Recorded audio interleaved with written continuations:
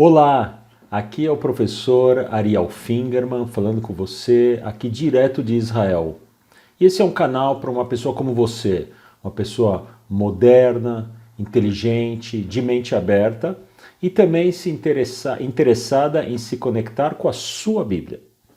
E o vídeo de hoje eu quero começar com uma boa notícia aqui de Israel, é que recentemente foi anunciado aqui que terminou o problema de seca no Mar da Galileia. Olha só, olha que notícia legal. Eu quero te contar essa notícia e em seguida eu quero falar sobre o Mar da Galileia, esse maravilhoso lago aqui no norte de Israel, de um palco de tantas e tantas histórias magníficas da Bíblia. Bom, primeira notícia.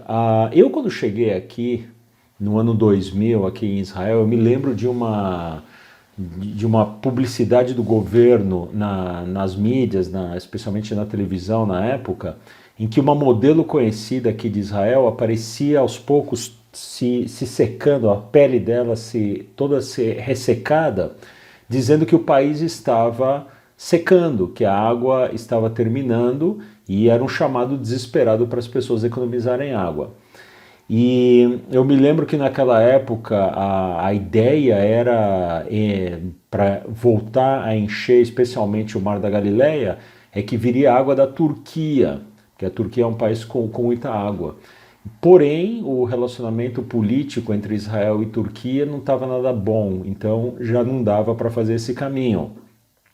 Lembrando que aqui na história moderna de Israel já houve guerras provocadas pela questão da água. Uma das razões da guerra de 1967, a Guerra dos Seis Dias, foi a questão da água.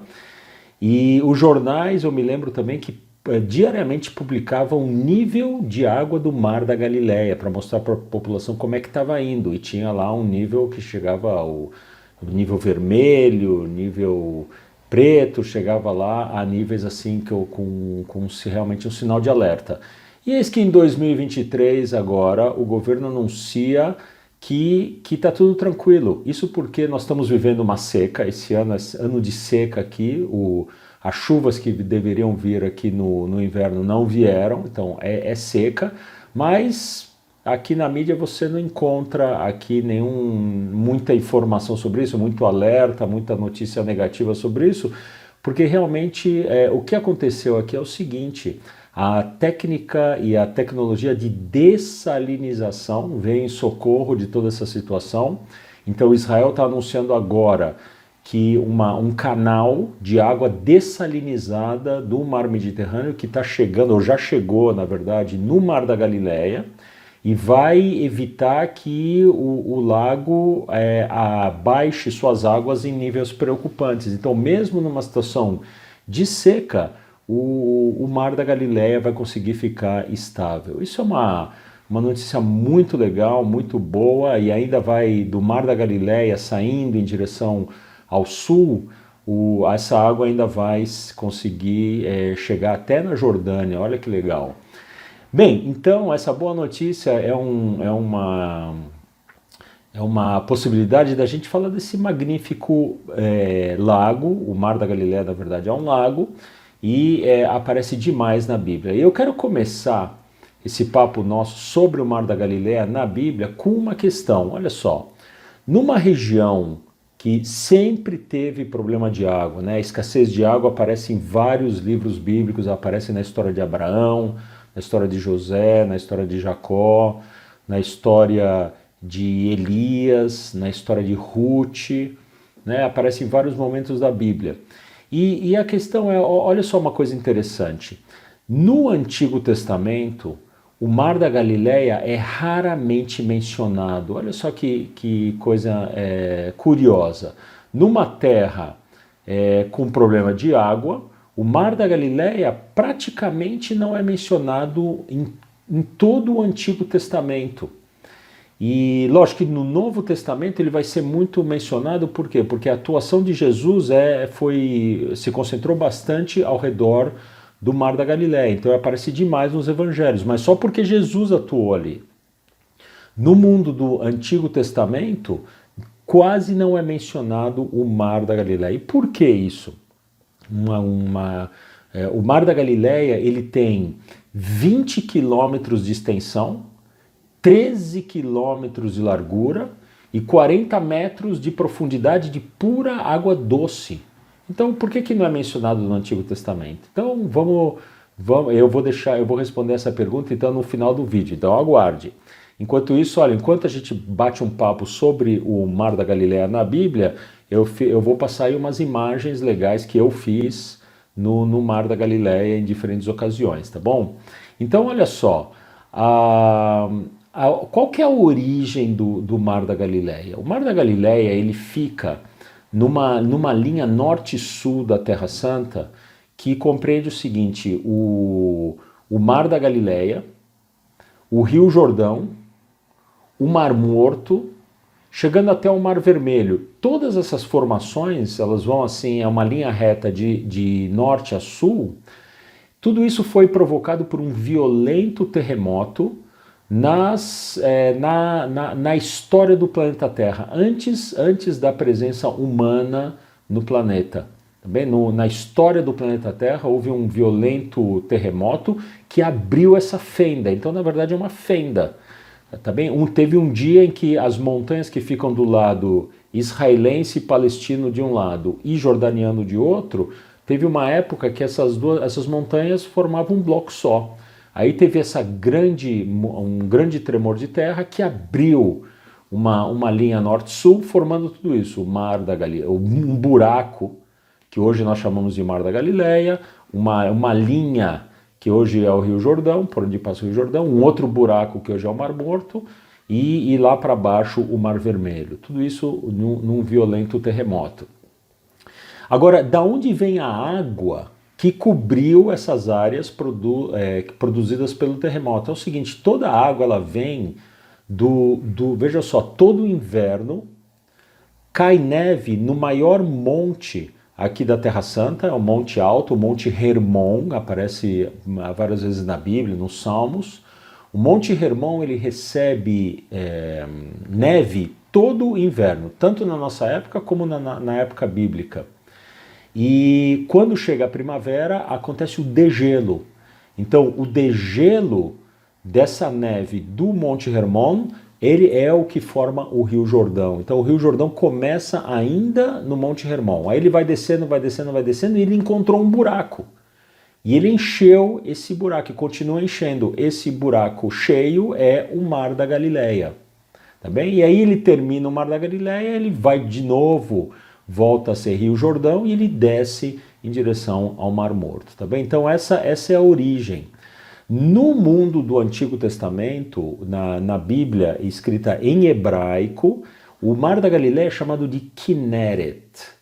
Essa palavra Kinneret, ela vem de uma palavra, de um instrumento musical da época bíblica, que a gente não conhece, a gente não sabe direito que instrumento é esse, mas aparentemente é o equivalente ao nosso violino. Era um instrumento de cordas, nosso violino, nossa harpa, a nossa lira, era alguma coisa parecida, é o quinor.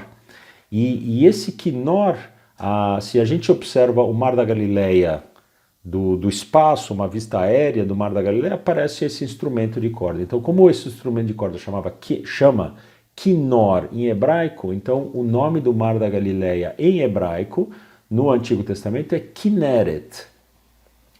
E interessante que o Mar da Galileia ele está localizado a 200 metros abaixo do nível do mar. É um dos lagos mais baixos de altitude de todo o planeta Terra. Olha só que interessante, até nisso é especial. Agora, olha só algumas coisas interessantes como aparece o Mar da Galileia nos evangelhos. Primeiro, os evangelistas Marcos, Mateus e João, eles chamam esse lago de mar. Mar da Galileia. E por que eles chamam esse lago de mar? Porque eles tomam o olhar daquelas pessoas que viviam ao redor do lago há 2000 anos atrás. Na época de Jesus, as pessoas não viajavam como a gente viaja hoje, as pessoas conheciam o mundo bem menos do que a gente conhece. Então, um lago tão grande, tão bonito como esse, as pessoas achavam que só existia ali. E tão grande que ele era, então o pessoal fala, isso aqui é um verdadeiro mar. Por isso que chamava o Mar da Galileia. Agora olha só que interessante, o evangelista Lucas, dos 4 evangelistas, ele é o único que veio do mundo greco-romano, os demais vieram do mundo judaico. Então, no mundo greco-romano, ele sim, o Lucas era um médico viajado, conhecia os lagos aí do mundo da Grécia, do Império Romano, enfim. E quando ele foi conhecer o Mar da Galileia para contar a história de Jesus, falou, bom, isso aqui é um lago, isso aqui não é um mar. Então, olha só que interessante, se você comparar os evangelhos, você vai ver que Lucas chama esse lugar pelo que ele chama de lago.